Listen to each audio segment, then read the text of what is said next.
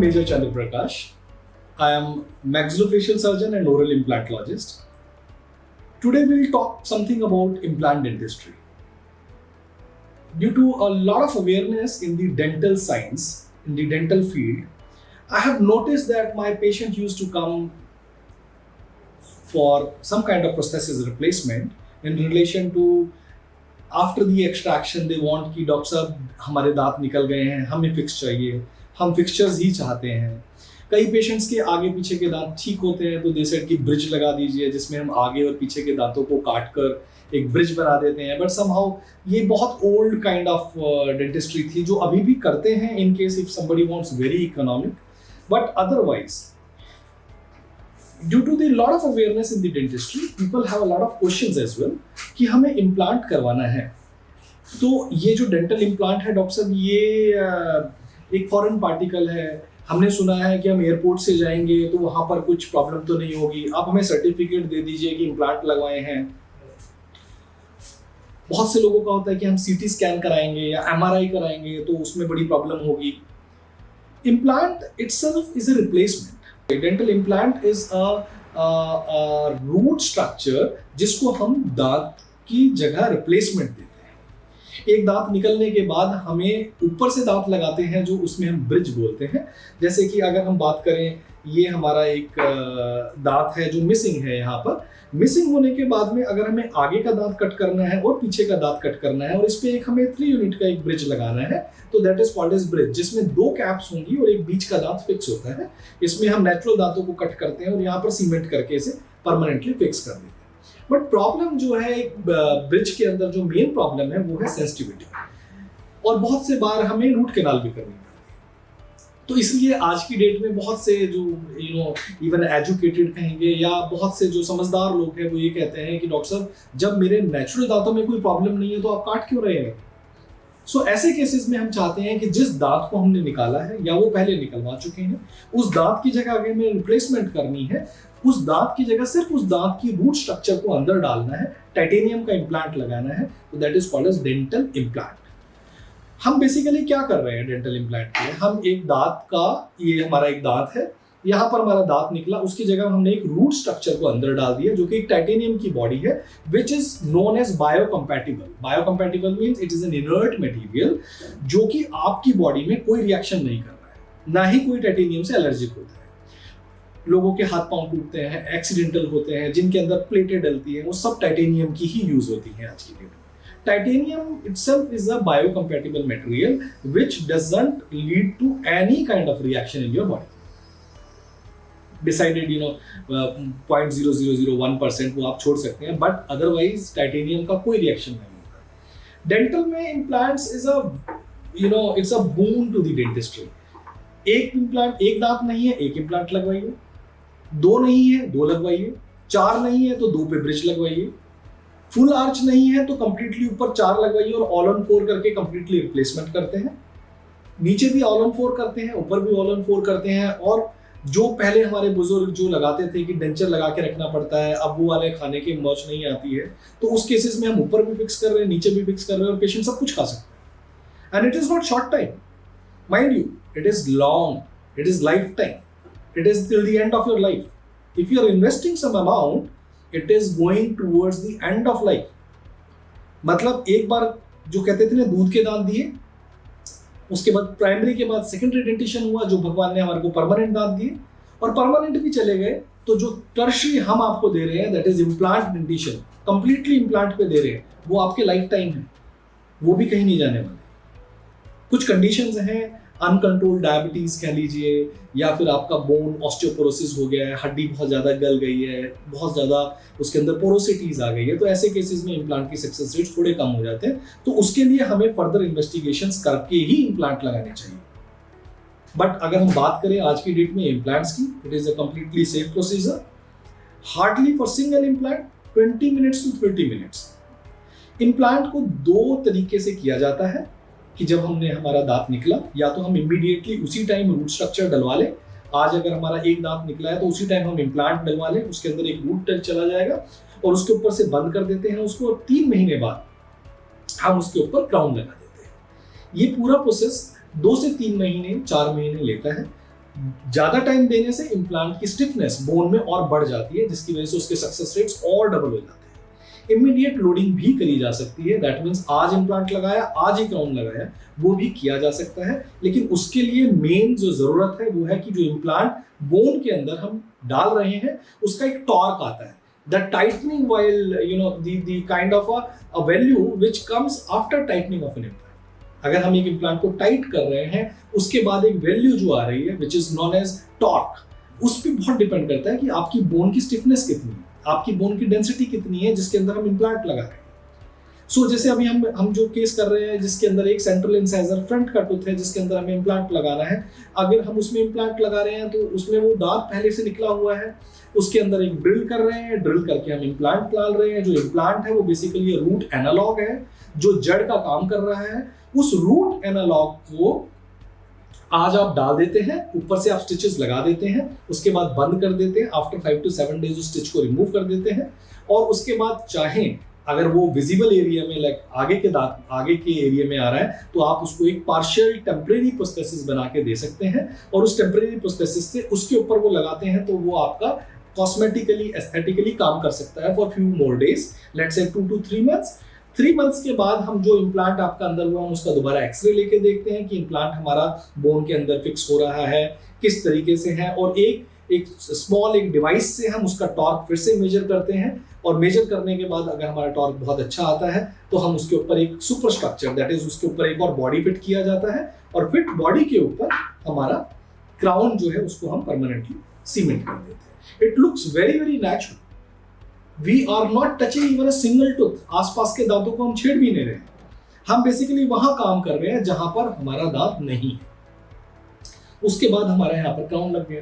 Crown लगने के बाद में आपका जो हमने इम्प्लांट टाइटेनियम बॉडी डाली है वो completely safe inside your bone.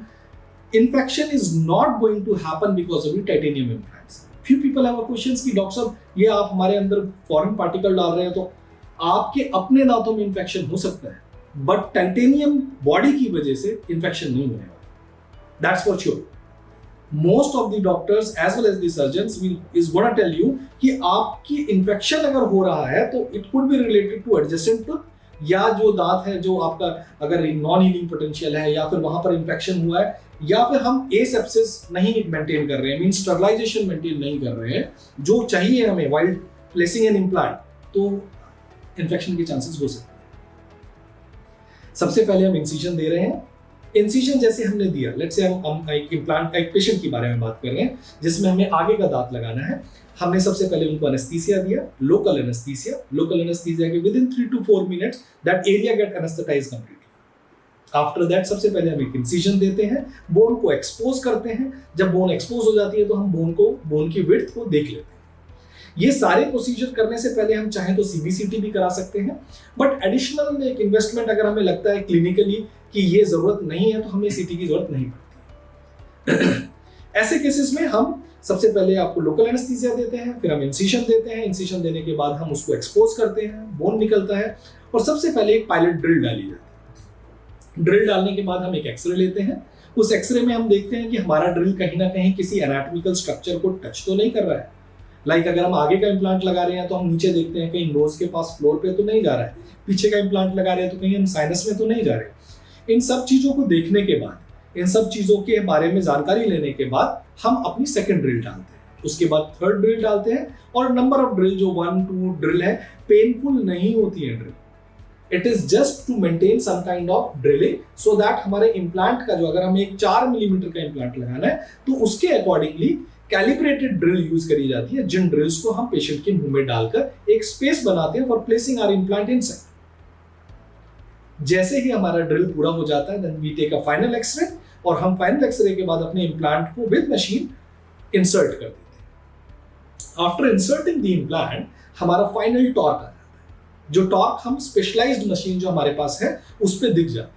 There are number of kind of machines, but आज की डेट में वी वांट कि हमने जिस टाइम इम्प्लांट डाला है उस टाइम का टॉर्क क्या आ रहा है उसको हम नोट कर लेते हैं, ताकि 3 महीने बाद जब हम दोबारा वो टॉर्क देखें तो उससे double, almost I have seen most of the cases कि उससे डबल ही टॉर्क हमारे को मिलता है, या ज्यादा उससे भी ज्यादा मिलता है। Mean 70-80 Newton centimetre, 90 Newton centimetre अच्छा टॉर्क मिलता है। तो 60-70 न्यूटन टॉर्क, मतलब normally I have seen, I have done more than 2500 implant surgeries, full mouth भी मैं 100 से ऊपर कर चुका हूँ, बट मैंने देखा है अगर मैं इनमें से फेलियर रेट के बारे में बात करूँ तो hardly 5 to 7% failure. But why 5 to 7% failure? It is not because of the implant. It is because even like if we are not using a sterilization protocol, or otherwise some investigation is lacking, like a patient is having osteoporosis. In females maybe a post-menopausal osteoporosis, maybe bone is so soft, but उसके लिए भी आजकल हम densa बर्स use कर रहे हैं। Densa बर्स जो है इवन D4, D5 जो बहुत सॉफ्ट बोन होती है उनके अंदर भी हम इम्प्लांट डालते हैं, we get a torque more than 50. So it is a very very specialized branch where we have to be advance ourselves, as the patient want fixtures. Nobody wants nowadays to remove their things. Denture लगाया doctor साहब रखना पड़ता है। सब चाहते हैं कि उनका दांत फिक्स हो, आपके दांत अच्छे रहेंगे, आपके मुंह में फिक्सचर्स, दांत जो आपकी 15 साल की एज में थे और आज 70 इयर्स की एज में भी अगर आपको फिक्सचर्स मिल जाए तो आपकी सेहत तो बरकरार रहेगी ही रहेगी। आप कुछ भी खा सकते हैं, आपको डेंचर की प्रॉब्लम नहीं है, आपको नट्स चबाने हैं, बादाम खाना चाहते हैं, काजू खाना चाहते हैं, आप जो मर्जी खाएं। इम्प्लांट का मतलब ये नहीं है कि मैंने आपको 6 इम्प्लांट लगाए और मैं बोलूंगा नहीं सर आप प्लीज सॉफ्ट डाइट पे रहिए। अगर सॉफ्ट डाइट पे रहना है तो be on denture. Why do you need implant? Why you are investing on implants? So आप अपने दिमाग में एक बात डाल लीजिए कि ये जो इम्प्लांट्स हैं, this is not going to give you any infection. Second thing is, implant एक बार किया तो क्या इसकी लाइफ 5 साल या 7 साल है? नहीं, इसकी life time. It is not going to go, वो तब तक खराब नहीं होगा या निकलेगा नहीं अगर आपके अंदर कुछ सिस्टमिक कॉम्प्लिकेशंस नहीं, अनकंट्रोल्ड डायबिटीज हो, बोन की सॉफ्टनेस हो और बहुत सी चीजें। उसके बाद जब हम इम्प्लांट लगा देते हैं तो उसको हम स्यूचर से क्लोज कर देते हैं। 7 डेज बाद स्यूचर्स को रिमूव करते हैं। स्यूचर रिमूव करने के बाद हम नॉर्मली प्रोस्थेसिस दे देते हैं। आफ्टर 3 मंथ्स अगेन हम छोटा सा एक एनेस्थीसिया देके छोटा सा ऊपर से ड्रिल करते हैं, वहां पर एक छोटा अबटमेंट लगाते हैं, 5 दिन 7 दिन वेट करते हैं।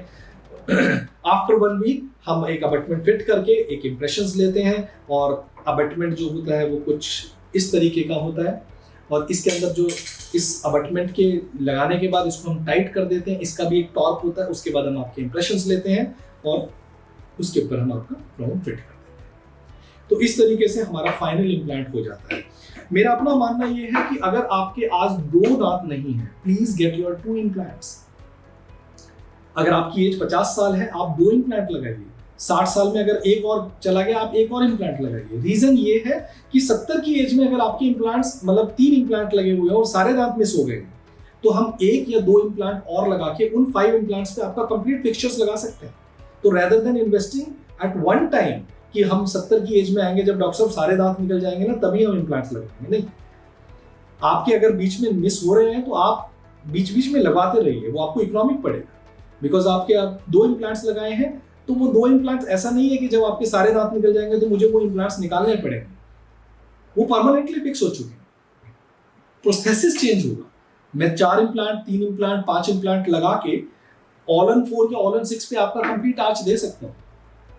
तो आप अपने वेट ना करिए कि मुझे ये बाद में कराना है, आप उसको फिक्स कराइए। Fixture is going to give you a confidence. It is no more a hidden secret. Smile is no more a hidden secret. It's your smile. You have to maintain it. आप जैसे अपनी body को maintain करते हैं, आप अपनी health checkups regular कराते हैं, please get your dental checkup as well. Do not make do not wait for the things कि मेरे आज 1 निकला है, 2 निकला है, एक साथ लगवा लूंगा। Even a 1 tooth loss may make your all jaw completely more complicated sometimes. अगर एक दांत नीचे का निकला है तो ऊपर वाला दांत नीचे खिसकने लग जाता है, that is called supraeruption. पीछे वाला दांत आगे आने लग जाता है, that is called mesial migration. So ये सारी की सारी drifting, mesial drifting और mesial migration, these are the positional changes of the teeth, because teeth wants to maintain their contacts.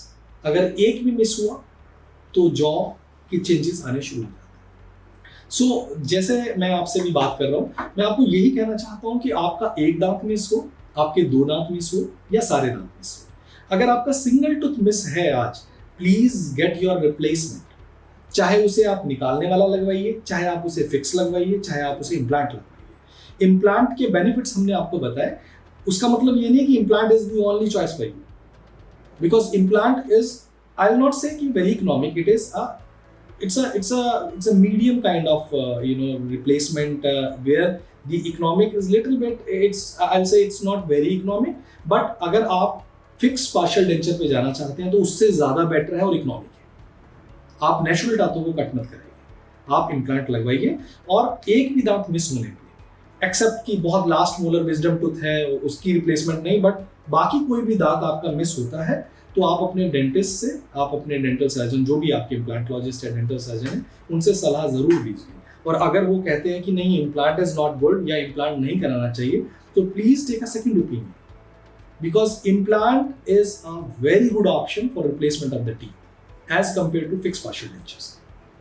सो आप जरूर सलाह लें और अपने ट्रीटमेंट को कंप्लीट कराइए और अपने पूरे जॉब की आप मेंटेनेंस फेज रेगुलरली करें।